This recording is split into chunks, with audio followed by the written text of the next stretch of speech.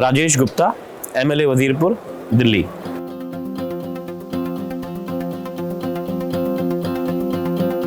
मेरी विधानसभा वजीरपुर दिल्ली की उन विधानसभाओं में से है जिसके बारे में मैंने अपने विधानसभा के पहले भाषण के दौरान बात करी कि एक ऐसी विधानसभा है जिसको आप मिनी इंडिया कह सकते हैं, जिसमें राजस्थान के, हरियाणा के, उत्तर प्रदेश के, पूर्वांचल के, तमिल समाज के, बंगाल के, हर समाज के लोग आपको उसके अंदर मिलेंगे।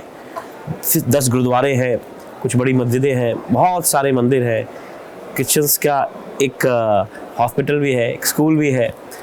तो जो स्कूल है मतलब वो क्रिश्चियन माइनॉरिटी का है, एक सिख माइनॉरिटी का स्कूल है, मतलब सब कुछ है।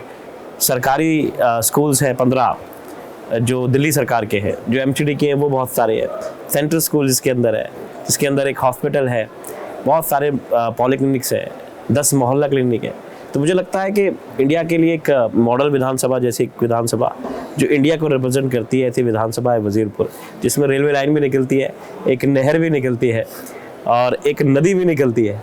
तो मुझे लगता है कि ऐसी बहुत कम जगह होंगी। चारों तरफ मेट्रो है, बहुत अच्छे खूबसूरत रोड है, 697 पार्क्स हैं और कुछ जनता की अभिलाषाएं उसके बाद में भी हैं जो बहुत सारी हम लगातार पूरी करने की कोशिश कर रहे हैं। दिल्ली का बहुत बड़ा कंप्यूटर मार्केट है, बहुत बड़ी एशिया की कंप्यूटर मार्केट दिल्ली के अंदर वजीरपुर में मानी जाती है।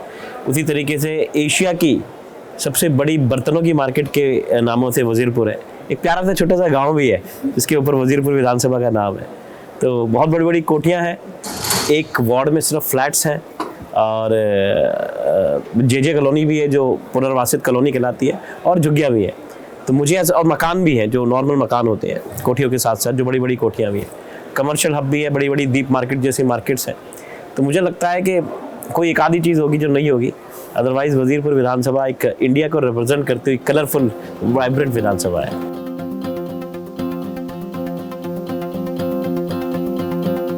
मुझे लगता है कि एक बहुत ही अच्छा इनिशिएटिव है जहाँ पर अलग अलग राज्यों से पूरे भारत के MLA और MLCs को बुलाया गया। अभी मैं एक डिबेट तो नहीं कहेंगे, लेकिन अपने विचार प्रकट करने का एक स्थान जो रखा गया और वहाँ बात हुई किस किस तरीके से किस किस विधायक ने क्या क्या नए काम अपनी विधानसभा में करे हैं ताकि जनता से और जुड़ चुके, जनता के और काम कर सके, और क्या क्या कभी कभी जो परेशानियाँ आती हैं, कठिनाइयाँ आती हैं, उसके बारे में भी हम लोगों ने चर्चा करी। तो ये बहुत ही अच्छा इनिशिएटिव है। मुझे लगता है कि इतने बड़े लेवल पे इसे करना, और लोग भी, मुझे लगता है विधायक भी ऐसा मानते हैं कि वो अभी भी सीखने की गुंजाइश है, क्योंकि जब विधायक 1 बार 2 बार 3 बार जीत जाते हैं तो लोगों को लगता है नहीं मुझे सब आ गया होगा, लेकिन सीखने का टाइम कभी ख़त्म नहीं होता। मुझे लगता है बहुत अच्छा इनिशिएटिव है, बहुत अच्छी तरीके से करा है, बड़ा वेल प्लान्ड है, और जो आपकी MLC की टीम है बहुत ज़बरदस्त है, पूरी तरीके से वॉलंटियर्स बहुत अच्छी तरीके से अपना काम करते हैं, खाना बहुत अच्छा है और लोकेशन बहुत अच्छी है, सब कुछ बहुत अच्छा है।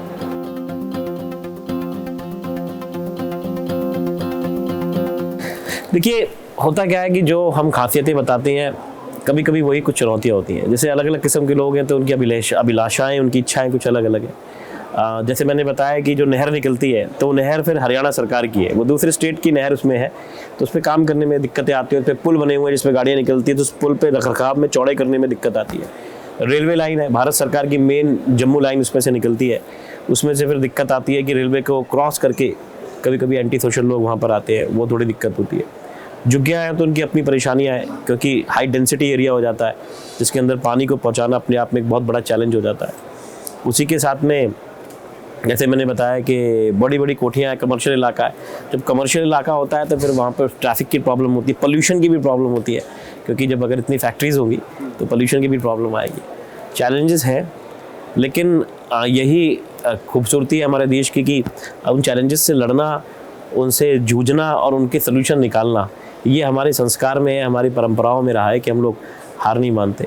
तो मुझे लगता है कि क्योंकि मैं दूसरी बार का हूँ, अब तीसरी बार में भी समय आ गया है, बहुत सारे चैलेंजेस का सामना करा, उनको पूरा किया है, तो वो करते चले जा रहे हैं और अच्छी तरीके से चल रहा है। सर आपका पहला चुनाव का एक्सपीरियंस कैसा था? मेरा पहला चुनाव 2015 में मैंने लड़ा था। मैं तभी कुछ ही दिनों पहले अमेरिका से आया था और मैं उन लोगों में से था जिन्हें लगता था कि भाई हिंदुस्तान में क्या होगा, मतलब सभी पार्टियां सिर्फ अपने बारे में सोच रही हैं, कुछ बदलाव की कोई बात कर नहीं रहा है। इंडिया जो सबसे यंग कंट्री है दुनिया की, उसमें यूथ के लिए अगर कोई बात करो तो रोज़गार के आगे बात जाती नहीं है, रोज़गार मिलता नहीं। तो मैं ये सोच के यहाँ से चला गया था कि चलो भाई कुछ बदला जाए, तो यहाँ तो हो नहीं पाएगा। लेकिन फिर भी एक आंदोलन हुआ जो हम सभी जानते हैं। वो आंदोलन हुआ, अरविंद केजरीवाल जी जो उस आंदोलन के रचयिता थे, उसमें अन्ना जी थे। बहुत बड़ा आंदोलन हुआ और 2013 में पहला चुनाव हुआ। उससे 15 दिन पहले मैं इंडिया आया। वो चुनाव में दिल्ली में सरकार बनी। मैं उस चुनाव को नहीं लड़ा था क्योंकि मैं 15 दिन पहले आया था। सरकार 49 दिन के अंदर इस्तीफ़ा दे दिया उन्होंने, ये कहते हुए कि पूरी तरीके से काम नहीं करने दे रही अरविंद केजरीवाल जी ने, ऐसा कहा। उसके बाद में जो 49 दिन की सरकार थी उसमें मैं मंत्रालय में मुझे एक बड़ी भूमिका दी गई हेल्थ मिनिस्ट्री में देखने के लिए, और मेरे लिए सौभाग्य था कि मैं लोगों की मदद कर पा रहा था, इलाज करा पा रहा था, तो मुझे अच्छा लगा। उसी के बलबूते मुझे 2015 में विधायक की टिकट दी गई। मेरी बहुत छोटी उम्र थी और बहुत कम ऐसा होता है कि आपके पास अगर पॉलिटिकल बैकग्राउंड नहीं है और धन बल की ताकत नहीं है तो आपको इस तरीके से राजनीति में प्रवेश नहीं मिल पाता। लेकिन मुझे मिला और मैं बहुत ही बड़े रिकॉर्ड से चुनाव जीत गया और बड़ा सुखद था क्योंकि उस वक्त एक पार्टी का माहौल भी था। उसके एक बड़ी वजह तो वही थी चुनाव जीतने की। लेकिन जनता की अभिलाषाएँ ऐसी थी कि उनका मन ये था कि वो एक तरफा उन्होंने वोट करा और एक तरफा जीता था। बड़ा ईजी चुनाव था, बाद में ऐसा लगता है, लेकिन जब लड़ रहा था तो ऑब्वियसली यह चुनाव एक चैलेंज होता है।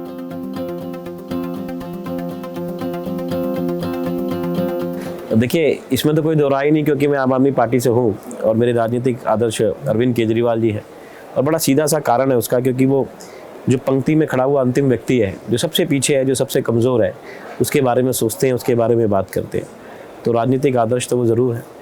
बहुत छोटे छोटे रूप में बहुत सारे हो सकते हैं, इंटरनेशनली, नेशनली, गांधी जी से लेकर अरविंद केजरीवाल तक के बीच में बहुत सारे रोल मॉडल्स रहे हैं।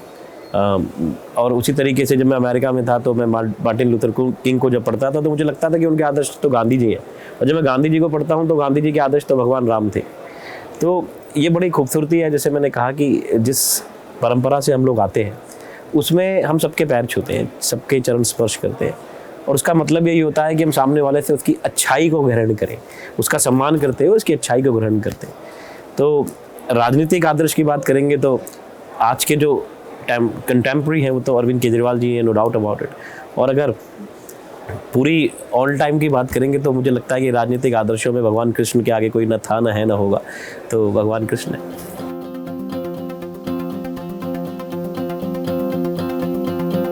मुझे लगता है ये सबसे मुश्किल काम है नेताओं के लिए, और मैं इस बात को मानता हूँ कि बहुत बड़े बड़े नेता इंडिया के आपको ऐसे मिलेंगे जिन्होंने शादियाँ नहीं करी, चाहे वो राहुल गांधी जी हो, चाहे ममता बनर्जी हो, चाहे खट्टर साहब हो, चाहे योगी जी हो, चाहे जयललिता जी हो, मायावती हो, बहुत बड़े नाम हैं।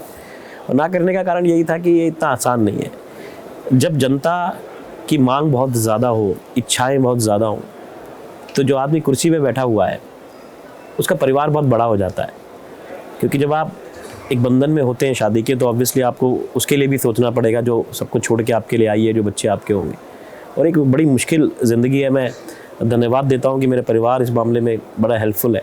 हालांकि जैसे मैं कह रहा हूँ बहुत दिक्कतें होती हैं, क्योंकि बच्चे भी बाहर हुए थे तो बड़ी परेशानी होती है, छोटे ही हैं अभी, तो आसान नहीं है उस बैलेंस को बनाना। रात को शादियों से रात को रोज़ 1-2 बजे वापस जाना, सुबह उठ के फिर 5 बजे 6 बजे घर से निकल जाना, या लोगों का उस वक्त भी घर आ जाना जब आप कभी तबीयत ख़राब है, आप दिल्ली से बाहर है, मैं यहाँ बैठा हुआ हूँ, तो हो सकता है मेरे घर पे कुछ लोग आ रहे हो।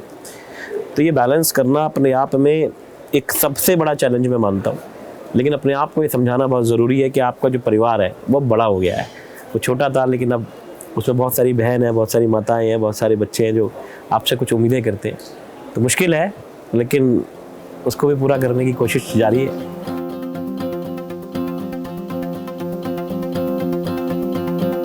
मेमोरेबल तो दोनों ही हैं। अभी तक 2 चुनाव मैंने लड़े, बहुत सारे लड़वाए हैं, क्योंकि पार्टी का वाइस प्रेसिडेंट हूँ, पार्टी का स्पोक्स पर्सन हूँ, बड़ी बड़ी कमेटीज़ को हेड करता हूँ, और पार्टी के लिए दूसरे स्टेट्स में जाके भी बहुत काम किया ने करा है। तो चुनाव सब मेमोरेबल होते हैं, कोई भी, बस जो हार जाते हो उससे आपको सीखते हो। हालांकि मैं खुद लड़ने में कभी नहीं हारा हूँ, लेकिन जो लड़वाए हैं उनमें कभी कभी कुछ कमियाँ रह जाती हैं, तो उनसे आप कुछ सीखते हो। जो आप जीत जाते हो वो भी आपको बहुत कुछ सिखाता है। राजनीति एक ऐसा क्षेत्र है जिसमें आपको सच्चे दुश्मन और नकली दोस्त बहुत मिलते हैं। तो बहुत ही खूबसूरत फील्ड है, क्योंकि इसमें आपको सभी कुछ मिलेगा। इसमें डॉक्टर्स भी है, इसमें इंजीनियरिंग भी है, इसमें साइंस भी है, इसमें कॉमर्स भी है, इसमें आर्ट भी है।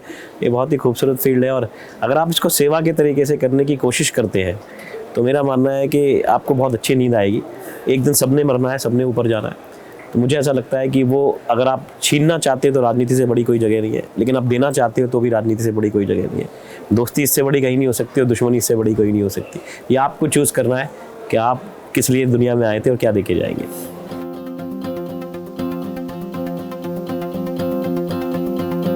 मुझे लगता है लोगों से जो कम्युनिकेशन है वो बहुत ज़रूरी है, और मेरी वो सबसे बड़ी स्ट्रेंथ है। थिएटर का बैकग्राउंड मुझे उसमें बहुत मदद देता है। जो सुबह मैं साइकिलिंग करता हूँ 5 बजे, उससे मुझे बहुत कनेक्शन में मदद मिली, क्योंकि उस वक्त अच्छे ही लोग मिलते हैं, खाने पीने वाले लोग होते नहीं उस वक्त रोडों पे। इसके अलावा जैसे आजकल मैं योगा बहुत कर रहा हूँ, ओपन में करता हूँ, तो उससे लोगों का जो कनेक्शन बनता है, लोग सुबह के बात करते हैं। कनेक्शन बहुत ज़रूरी है, क्योंकि कई बार लोगों तक वो बातें पहुँच ही नहीं पाती जो आप कहना चाहते हो, समझाना चाहते हो, करना चाहते हो। तो वो जो कनेक्शन है, अगर आपको लोग अच्छा मानते हैं, सुलझा हुआ मानते हैं, समझदार मानते हैं, समझते हैं कि आप उसकी बातों को सुन रहे हो, वो एक जनप्रतिनिधि के लिए ज़रूरी है, क्योंकि आफ्टर ऑल इवेंचुअली आप उसी को रिप्रेजेंट कर रहे हो। अगर उसका यकीन आपके ऊपर नहीं है तो फिर आपके होने ना होने का कोई फ़ायदा नहीं है। तो कनेक्शन मैं समझता हूँ कि वो बहुत अच्छी जरूरी है।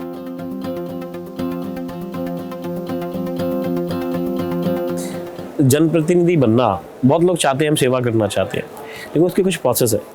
कुछ चीज़ें तो आप करने के साथ सीख जाओगे, जैसी विधानसभा है वैसे काम करोगे। अगर मैंने अभी थोड़ी देर पहले कहा, अगर वो सिख विधानसभा है तो आप वहाँ पे हुक्का या बीड़ी या सिगरेट नहीं रखोगे, ये ऑब्वियस बात है। अगर वो मुस्लिम विधानसभा है तो वहाँ आप नॉनवेज रख सकते हो, लेकिन अगर वह वैश्य समाज के या गुजराती ज़्यादा लोग हैं या बनी है अग्रवाल समाज के, तो आप नॉनवेज नहीं रखोगे। तो ये चीज़ें तो आप सीख जाओगे, लेकिन कुछ प्रोसेसेस हैं जो आपको सीख लेने बहुत ज़रूरी है। वो टेक्निकल चीज़ें हैं, वो अगर आपको फर्स्ट हैंड सीखने को मिल जाती है तो आपके लिए वो सरदर्दी ख़त्म हो जाएगी, और आप इजीली और बड़े कंफर्ट के साथ में और बड़े कॉन्फिडेंस के साथ में मैदान में उतर पाओगे।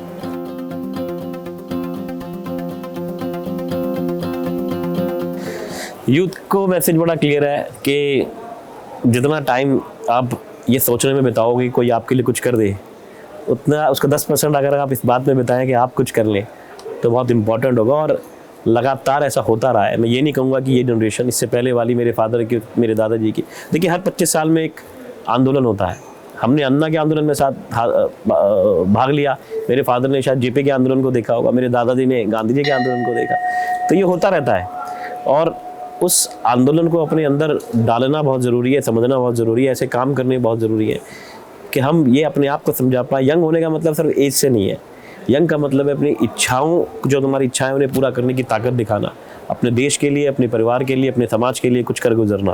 क्योंकि एक वक्त ऐसा आता है जिस समय आप सोच सकते हो कि काश मैं कर लेता। तो this is the time, this is the moment, stand up and deliver.